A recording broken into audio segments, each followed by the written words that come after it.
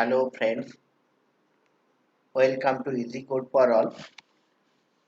Today we will be learning how to build a REST web service using Spring Boot and Spring JDBC template. So today we will be learning how to build a REST web service using Spring Boot and JDBC template. So in this web service, what are the things we need to do? We'll go one by one. First of all, like let's see what will be our request or how our request will look like. So in our request we'll send a JSON. We'll send a JSON like this. Okay,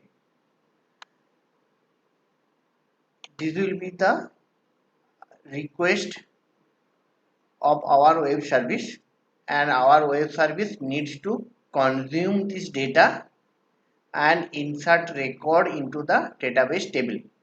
So if you look into this JSON, this will come in the request, HTTP request. Then our service will receive this request and take the data from JSON and insert into the database table. So in this JSON, there is the data of two entities. One is dependent entity and another is the employee entity. Employee entity is not here in the part of the JSON, but that is the root entity. Okay, so when this request will come, actually we will be inserting record into the employee table and dependent table, and following is this is the XML form of the JSON. I am showing this XML just to make it better. I am showing this XML so that you can understand and what will be the request structure and what we are going to do. So in the request, after receiving the request, we will be inserting one record into the employee table and two records into the dependent table, because in the request there is the two dependent record. Okay, so when we will be receiving the request, we will be inserting one record in employee table, another two record into the dependent table. Okay, so it's a REST service which will insert record into multiple tables using Spring JDBC template. Okay. Now let's see what are the things we need to do.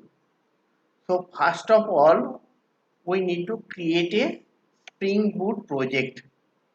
Okay, we need to create a Spring Boot project. We need to create a Spring Boot project. So let's create the Spring Boot project. But before creating the Spring Boot project, I would like to mention one more thing. So we will be receiving this request. Okay, we will be receiving this request. We will be inserting record into employee table and dependent table. Then we will be send back the response to the client, and the response we will be sending this structure. It will send the response in the same structure, but it will have some additional field, something like that, like modify user ID, create user ID, some additional attribute will be there. Okay, so this will be the response structure of our web service. Okay, so now let's go to the Eclipse and create the Spring Boot project. So this is Eclipse. Now I will be creating a Spring Boot project. So file, new, other, Spring Boot and Spring Boot starter project. This Spring Boot and Spring Boot starter project option will come if you install the STS plugin in your Eclipse.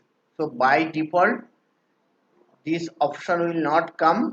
It will come if you install the Eclipse plugin for Spring Boot. So let's create a Spring Starter project. You can create the starter project from online also. I'll show it. Okay.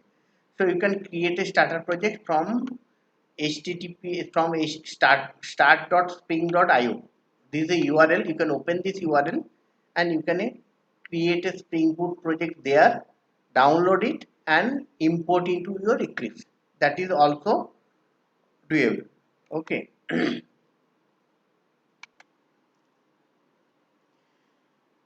So you can generate your Spring Boot project from here also. This is a URL. Ultimately, this Eclipse plugin also use this URL. You can directly open this URL and you can generate it also.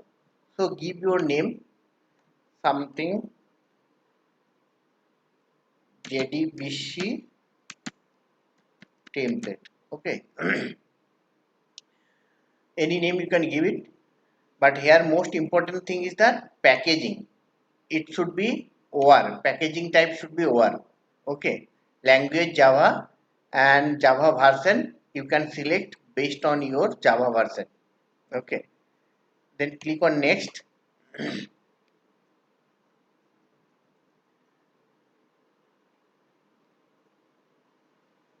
Click on next. Okay. And finish it.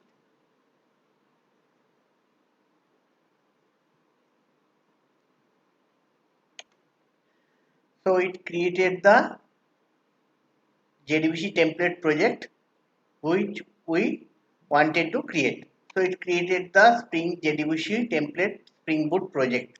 Okay. Now it created the structure where we have under the main we have Java files and resource file, and this is test folder which is used for testing, but we do not need to do anything on the test folder. So what we can do, we can delete this one. Okay, delete this test file which has been generated by default. Okay, delete it. We do not need this one. Okay, delete this one.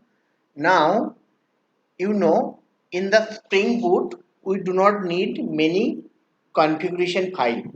Okay, we do not need the bin configuration file which we need into Spring MVC project. So here in the Spring Boot advantage is that we can run a project or you can run a application with Spring Boot with very minimum configuration. For any Spring Boot project, you will need to have a application.properties, and in these application.properties you should have some key configuration. Okay. So in our project, in our example, as we will be connecting to database to insert record, so we should have 3-4 properties related to database connection, related to JDBC connection, like data source name, database user ID, password, database name. Here we will be using MySQL database.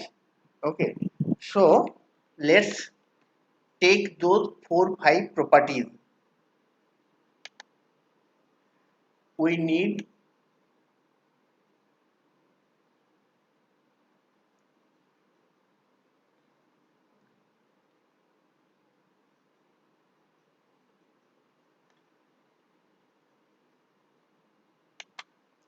okay.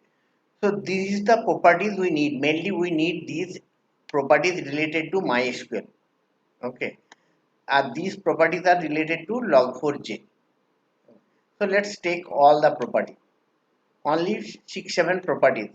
I'll be taking this property and adding into my this one. So this is the entries we need in application.properties. Mainly these entries is used to connect the database and insert a record into the database table.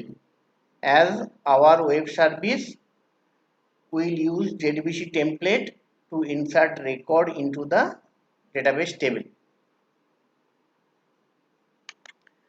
Now next part is we need to have all the dependencies for our project. Here we will be in our project we will be connecting to the database, so we need to all the have correct dependencies. So let's open the POM XML which has been generated by default. So this is the POM XML. It's generated by default when we created a Spring Boot project. So whatever the dependency we have, these are not sufficient. We need to add more dependencies. This is very important.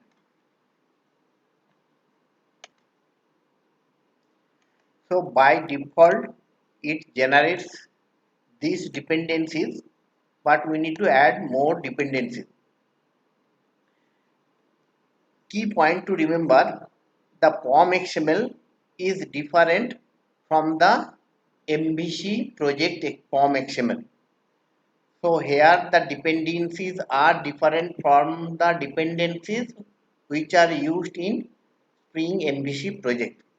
So let's take all the dependencies.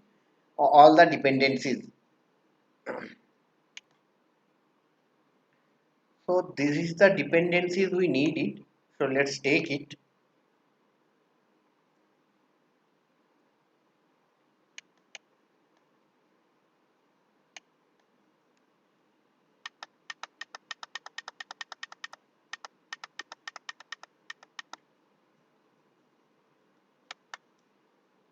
Let's take the dependencies and add it in our Eclipse.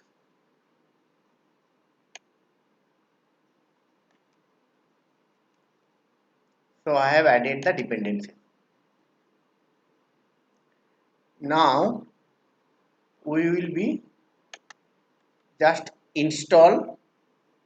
We'll just do a Maven update.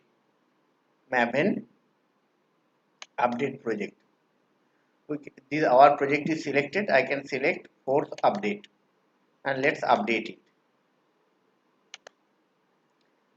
Now let's run Maven install. Run as and Maven install to check if everything is okay or not, or is there any error. Let's run Maven install.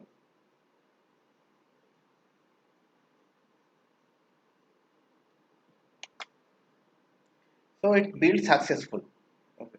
So as of now, what we have done, we have created a Spring Boot project.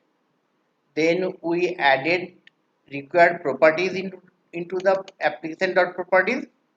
We update our pom.xml file with correct dependencies, and we did one Maven update and Maven install. Okay, we did one Maven update, Maven project update project, and we did one Maven install. So these are the four things we have done as of now. Okay, again I am repeating it. We created a one Spring Boot project, added the required properties into application.properties, update the dependencies in pom.xml, then we ran Maven update and Maven install. Okay, now let's move into the next step.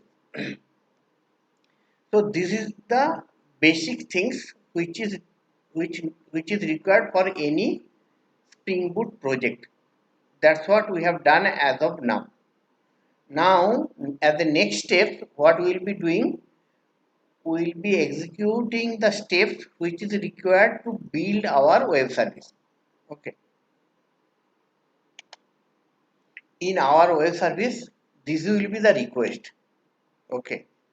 This will be the request, and our web service need to receive this request and take the data from the request, read the data from the request, then insert into the database table and send the response back to the client. So to receive this request and store the data, what are the things we need?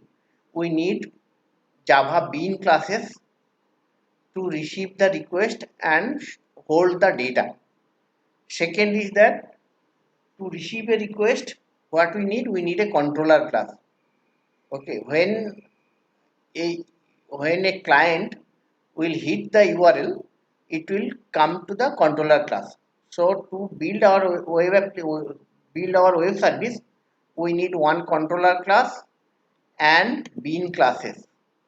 Okay, then we need a service classes which will actually interact, which is the middleman between the controller and DAO. Okay, so we will be needing bean classes, controller classes, then service classes and DAO classes. Mainly DAO class interacts with the database tables, controller class interacts with service will interact with DAO, and DAO will interact with the database. So we build the application in a layered format, or it's a three-tier application. Okay, because we want to build the application in such a way that there will be loose coupling between the layers or between the tires, so that one tires if got changed, there will be minimum impact in other tire, actually other layer. Okay, so that's the standard building any web application. So we'll have controller, service and DO. So for our web application, or rather for our web service, we need to have bean class, service class and DO class. So what we can do, we need to write all the Java classes here actually. Okay, according to us. So this is our input. This is our input. We need to write bean class, service class, controller class and DO classes. Here we will not be writing it. We can write it one by one, no problem, but it will take a long time and there will be error if I try to write on hand actually.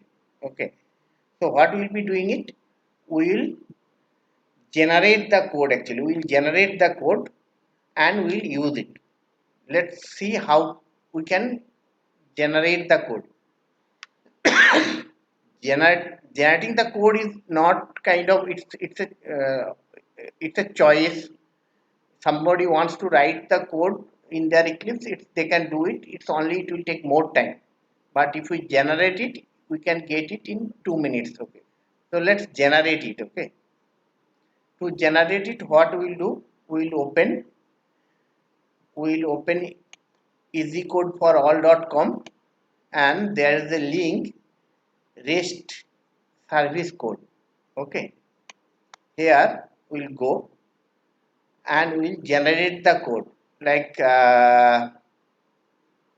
we are writing a REST service which will insert a record into the database table. So we should use this option, generate create API. Actually our API or our web service will create employee record into the database table. So let's use it. Okay, so let's give our JSON. This is our JSON. Okay, this is our JSON, and then our root element name will be employee. Okay, then I'll click on next. So that convert it that JSON that JSON got converted to the XML, and this XML, I think it will be used by the tool to generate the code. Okay, our API name, we can keep it create employee, it's fine, no problem. And let's click on next. So it has intermediate some XMLs, let it be next. Okay, here we can tell like what will be the data type of our bean classes actually. Okay. So by default it takes string, but if we want to change, we can change it actually. So let it be string and generate the API code. So code got generated. I will download it now.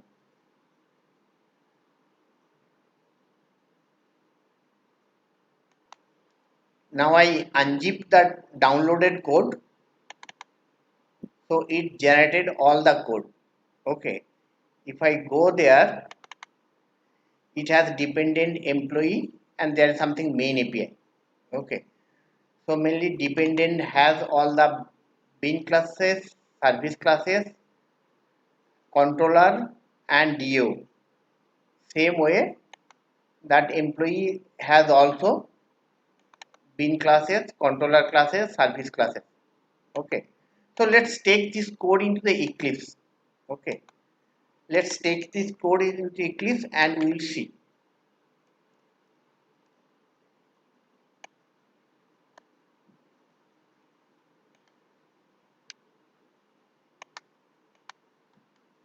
Let's create a,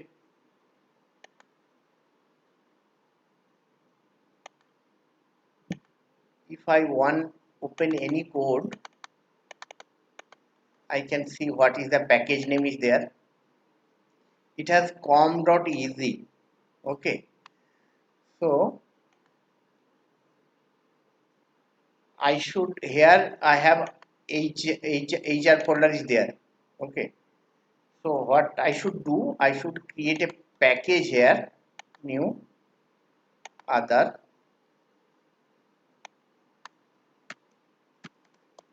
package, next, dot easy, finish. Okay. Now I'll paste the code here. I do not need it. Delete it. I'll paste the code here. Okay. Now I got all the classes. Okay. I got all the classes.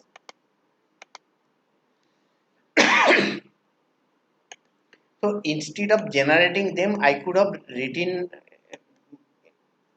I could have written by myself. Okay. But it would have been taken more time. So I have generated it, and it generated all the code in a proper structure. So dependent, this package has all the codes related to or dependent entity. This has all the code related to employee entity. This main API mainly, it will have the main main service controller and main service class. Okay. So we have taken the code in our project. Now let's run a Maven install and see.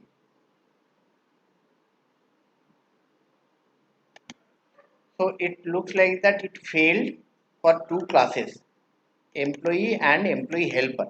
Okay. It's telling com.hr.employee does not exist. This package does not exist. So let's open this class, employee and employee helper. Let's go to HR, employee being employee. So this is a generated code. Let's format it and organize import, save it, and then let's go to the helper, employee helper. So let's format it and organize the import. Okay. Then save it. Okay. I hope it will solve this issue. Okay. So these are the generated code. So for this file, it gave some compilation error. What we did is that we just format the code and organize the import and saved it. Now again we will run Maven install. Maven install. So it's success. So now let me explain it like how code are linked and how it works actually. So our our objective was to write a REST service. Okay, I can go to here, and so all our code what we are using in this example, that can be found in this page. Okay, here everything is there. Okay, so you can visit this page and get all the information which I am recording in the video. So this will be our request JSON. Okay, so this JSON will come in the request. So we need to have a controller which will hit, which will receive the request actually. So that is the main controller is in the main API. There is a package main API. Okay, this is a controller class. This is the controller which will act as the service. Will act as the like front controller, which will act as the front controller for our REST service. So this is the controller class that we need to write it. If we look into it, this will be the controller class, and it will have a update method, I mean create method actually. But as we generated the code, it generated for the update method also. So this is the controller class actually. When someone send a request through put method, that control will come into this method or execution will start from this method. Okay, then what it will do, it will all the value which is coming into the JSON, that will be set into the request object. Then it will copy the value from request object to actually entity object. The difference between the request object and entity object is the in the request object the data type or string. If I go to this one, here all the data type are string actually. If you go to the this entity object, entity class, here all the data type will have the your actual data type. Actually it will have your actual data type. Okay, like employee key, it's a long actually. Okay, so it will have the actual data type. So that's the difference. Okay, so if I go to the controller, what we will do, data will come and set into this object by the framework itself. Then our custom code, it will copy that value from the request to the another object, bean object, which we call entity object. This entity object will be passed into the service layer. Then it will one entity object will come from the service layer, that will copy value from the entity object to the response object, then we'll send that response object as a response to the client. So this response object will be converted to the JSON and it will be sent back to the client. Okay, so that's how it works actually. So data will come and all the value will be set into the request object. Then those value will be copied from request object to the employee object, and that employee object will be passed to the service layer, and in the service layer we will execute all the business logic or all whatever the operation we need to do. It will be done in the service layer and DOA layer. Then it will come back, and then we will copy that value to the response object and send back to the client actually.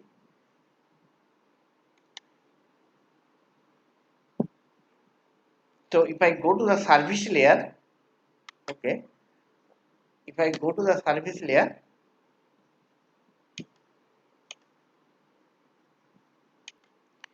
so in the service layer it will, okay, it will this one it will invoke this method. In this method we need to notice it actually. Okay, it will first invoke the corresponding employee service to insert the record into the employee table. Then it will invoke the dependent service, okay, to insert the record into the dependent table. So in our case, the data we are getting employee data as well as dependent data. So we need to insert record into the employee table as well as dependent table. So what we are doing, this is the main service which will be invoked from the controller, like front controller or our service controller. Then service, from service controller our main service will be called, and this service, from the main service we will call individual entity service like employee service and dependent service. And this employee service is responsible, or it handle all the operation related to employee table, whereas the dependent service it handle all the operation related to dependent table. So if I go to the manage, so here it's the employee service. Okay, employee service and manage. What it will do, it will check the whether record is already, you will try to fetch the employee record from the database. If that record is present, it will do a update operation, otherwise it will do a insert operation. So that's why the name is manage. Actually automatically take care, if record exists it will update the database, and if it's not exist it will insert it actually. That's why it try to fetch the record from the database, and if that object is null means record is not there, it will insert it, create the record, otherwise it will update the record. Okay, so if I go to the create, it will create the record, it will invoke the create employee method of the employee DO. Okay, if I go to the employee DO, okay, so here actually it is doing the, here actually it is inserting the, it is using Spring JDBC template, and it will insert the record. Okay, it will insert the record and brings JDBC template. And if you look into that, it will use it.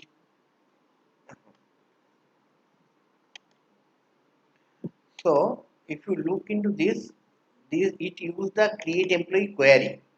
So how it is defined, it is, sorry, it is create employee query, and if you go to the create employee query, it expect from this property file, actually DO property file. Okay, so we should have a property file, employee.do.properties file actually. Okay, whatever we have done as of now, we have copied the generated code into here actually. We have copied the code here, and in this generated code, if you look into that, there is a resource folder. Okay, in this resource folder is there. So what we need to do, we need to take this file, okay, and need to put into our resource folder, this resource folder. So let's take the generated code, look into the generated code. So this is the generated code. Here if you look into that, go to resource folder. Here employee.do.properties is there, and dependent.do properties file is there. So let's take this to file and to put it into our resource folder, project resource folder. Okay, so these properties are defined into a separate property file. Okay, the advantage is that if change is required, just we need to modify this file. Okay, so all the insert query, this insert query will be used by the DO class. Okay, this insert query will be used into the DOA class. So what we have done, instead of writing this query into the database Java class, we kept it into a property class and we refer that property class as a class path resource from DO class, and we are using that corresponding property, and Spring Framework will load that property into this variable. Okay, so in this variable will have the value of this one, insert into this one. So this is the better way of doing it. We could have hardcoded this insert into statement into the Java code itself, but that will not be easily manageable for in future. When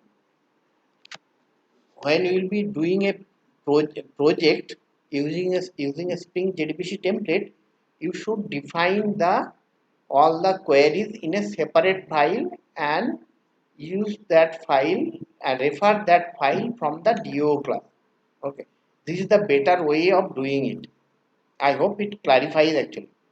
So instead of putting the SQL queries into the Java file, keep those queries or have those queries in a properties file and refer that properties file from the DO class as a class path resource.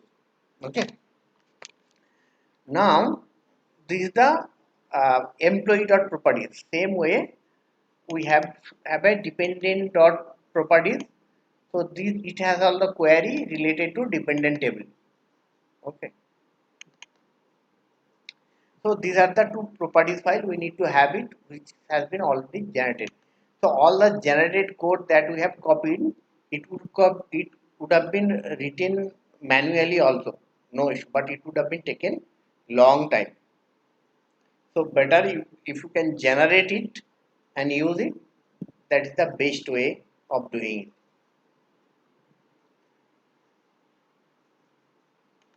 So I explained. Now it use the employee DO class to insert the record into the employee table. Same way, same way from here it uses a list of the dependent, because there could be two dependent or three dependent record for one employee record. So it will be inserting records into the dependent table. So same way it will use the dependent service manage method, which does same way. It will check that record is there in the database table or not. If it's there, it will update it, otherwise it will insert it. Okay,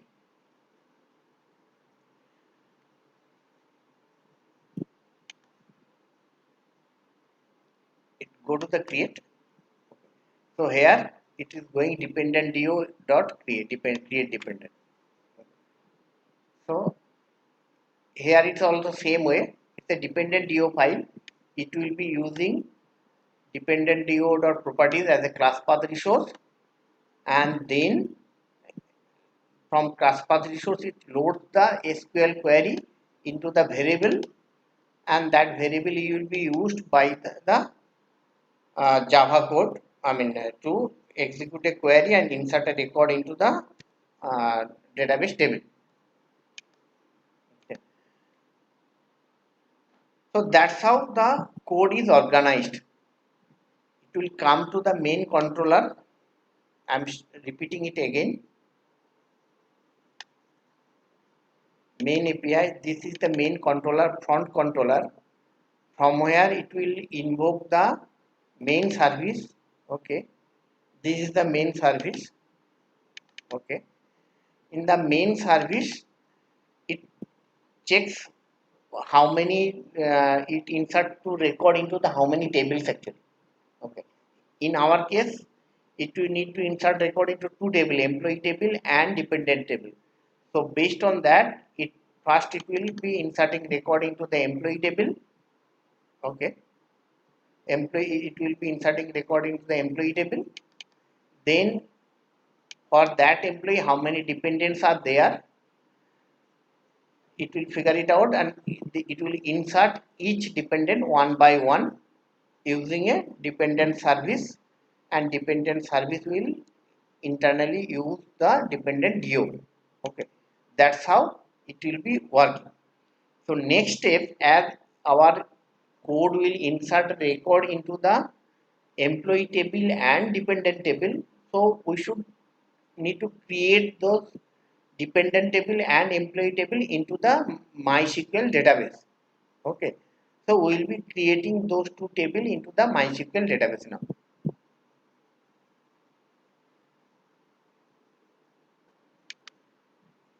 So now I opened SQL Workbench, MySQL Workbench, to create the table into MySQL database. As in this example, we are using MySQL database. I am using MySQL Workbench, which is the database client, to connect the database and create the table. If you are using Oracle, you can use the Oracle client to create the table like SQL Star Class, Toad, Squirrel. Same way, you can use other database also, but in this example, I am showing with MySQL. Okay. So now let's create those two tables. So to create those two tables, we need to execute DDL statement like create table. So that code also has been generated actually. Let's go there. Resources. Okay. Here, if you go it in the SQL, okay, we have query employee create table SQL. Okay, it's open it Notepad plus plus. Take this query. It has been generated by the tool. We we could have write it by ourselves also, but let's take it as it has been generated. Okay. Now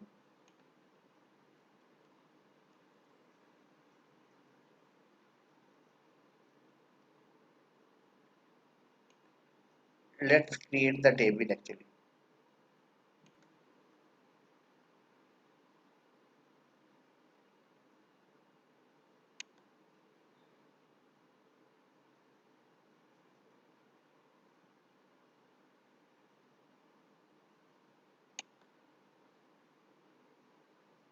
So a table created actually. Okay. Same way, let's create the dependent table also.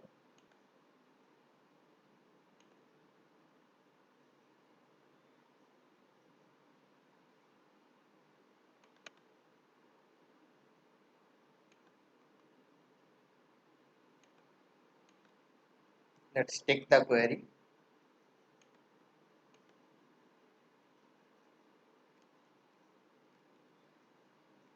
run it. So it created dependent table also. Okay. So we have created the dependent table. So now our next step will be running that service and invoking that service. Let's go to the Eclipse.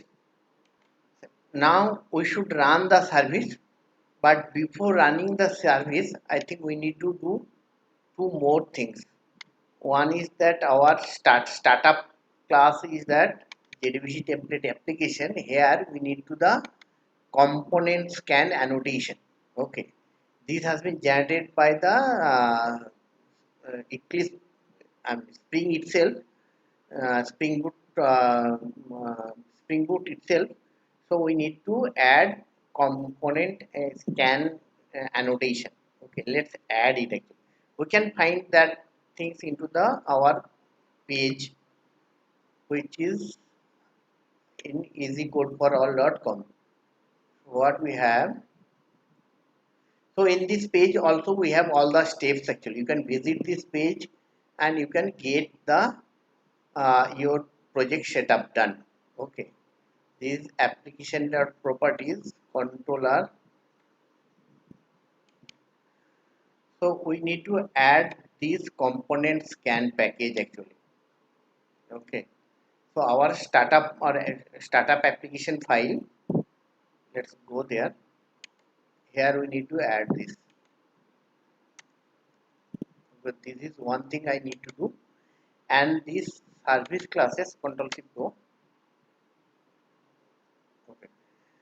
So I have added component scan annotation. Next is that we need to add the service annotation for our service classes also. So we need to add here service, okay, annotation. We need to add it here. This is one main service class.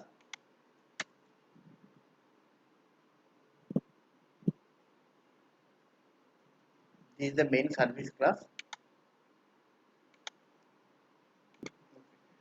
So we need to add service annotation because Spring Boot need to initialize the service classes. So it will not be here actually. It will not be the with create method. It should be with the class actually. So we should have it here actually. We should have it here.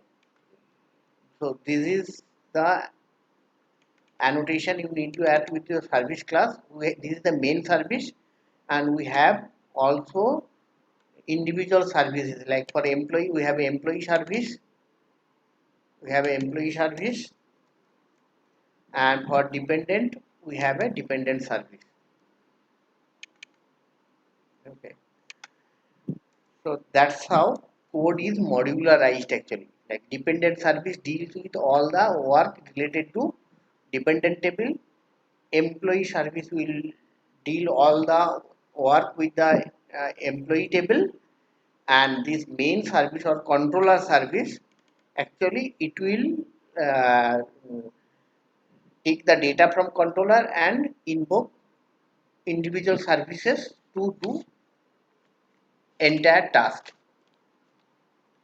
Now I think we are done. Now we should run this service and invoke our service from a client.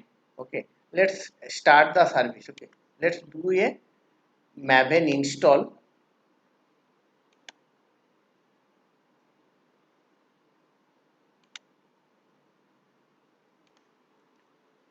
Now let's run once more Maven install. Okay, and then we'll run the application. Build is successful. Now I'll run the application. So select the project, run as. We'll be doing it as a Spring Boot application. Okay, Spring Boot application. So this option will come if your Spring Boot plugin is installed in your Eclipse. Let's run it.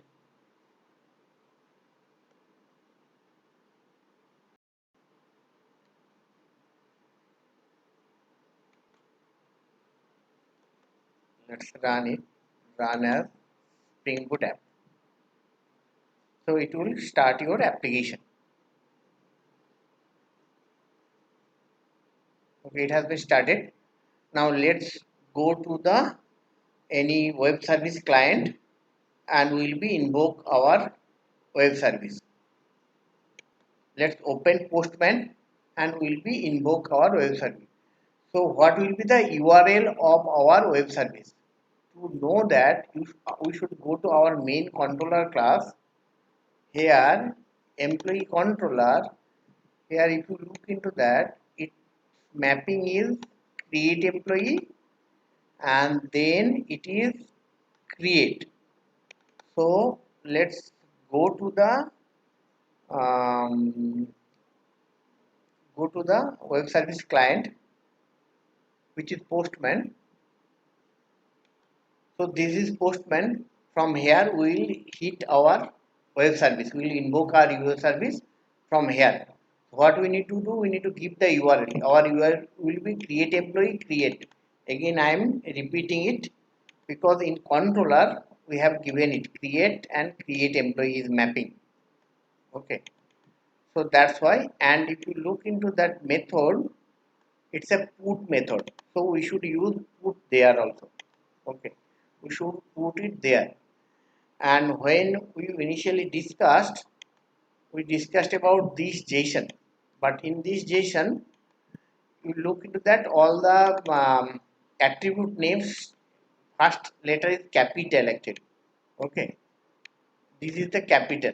Okay. But in our code, if you look into the bean classes, like employee, okay, these are the small actually, starting with the department D small, designation small, okay, and dependence, it's a JSON property dependence, okay. If I go to the dependence, if I go to the dependent bin, if I go to the dependent request, here also like this one, all the first letter is the small, okay. So here also first letter is small. So we need to modify our JSON request. So instead of giving the first letter capital, okay, we should give the first letter small in our request. Let's modify it. So I have modified it, the JSON request. Just change the first letter lowercase, and we will use this JSON instead of this JSON, okay, because here all the first letter is uppercase, but in our Java code, if you look into that, like here dependent is the D is small, okay. Even if you go to the bean properties also, all are small, okay. So we should use the small letter into the our JSON request also. So we have modified the JSON, change it, and we will use this JSON. Let's take this JSON and go to the go to the what? Go to the Postman. Let's delete it. Use it. I should clear it. Uh,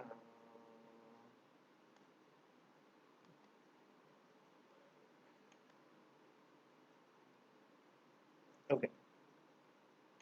Now I'm changing some name actually.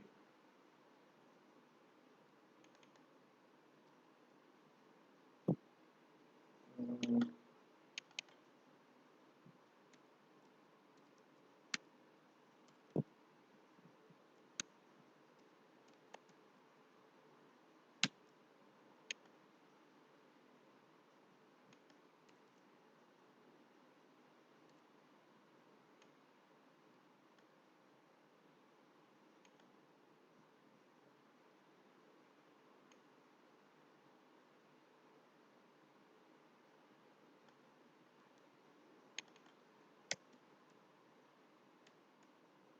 okay.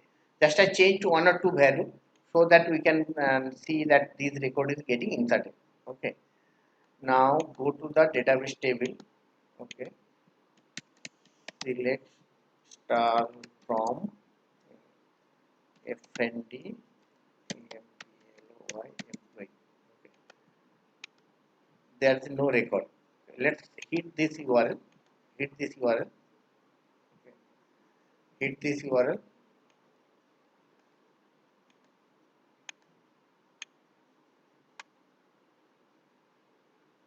Okay.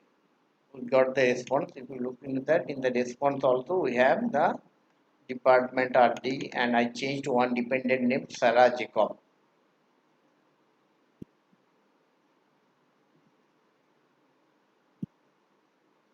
Sarah Jacob. Okay. Let's go to the this one table. Inserted the record that I changed the department name, and if I go to the FND employee, FND dependent, FND dependent, okay, it has also inserted two dependent record. Okay, so that's how you can build a REST web service with Spring Boot and Spring JDBC template. Okay, so key things to remember is that we need to, let's go there, we need to create a Spring Boot project, set the application dot properties. Okay, set the application dot properties, set appropriate dependencies into the form.xml, write your controller bean service do classes. Then you need to run maven update, maven install, and then you need to run your startup file, application startup file, and then you need to hit the URL from a Postman or SoapUI or any client. Okay, it should be working. Before wrapping up, I would like to say what are the key mistakes normally we do. Okay. Here in this page we have everything. Okay.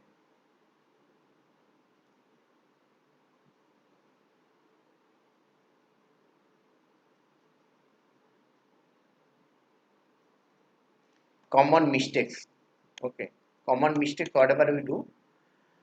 So while creating the project, we should select one, not jar actually. That is one mistake we do. We should need to add the component scan in our startup class. Second is that we need to add service annotation tag into the service classes. Third, we need to have entry for the user ID password into the application properties. And fourth one is that we need to have the correct dependencies in form.xml. In this point, one key thing is that form.xml dependencies are different from Spring MVC. If you are using the Spring Boot to build the REST web service, you should have correct dependencies. These dependencies does not match with Spring MVC dependencies. So if you are using Spring Boot, do not copy the dependencies from Spring MVC file. Okay. And last one is that in the input JSON, okay, you just keep notice it whether it will be small or uppercase. To decide, you should look into the bean classes. Okay, in the bean classes, how it are, how these values are actually. As this is the lowercase, you should use lowercase in the request. Okay, if it's these values are in uppercase, you should use the uppercase in the JSON request. Okay. Uh, Hope this will help you. This video may be little bit longer, but I wanted to explain in details. Okay. Thank you so much. Thanks for watching. And one more thing, whatever recording we have done, all that information is available into the easycodeforall.com and in this page. Okay, so you can visit this page and you can get all the information and all the code, sample code, it will be available for download. Okay, at the end of the page there will be a link. Okay, you can download it and you can look into the, you can load into your Eclipse and you can test it actually. Okay, thank you so much. Thanks for watching. See you again in the next video.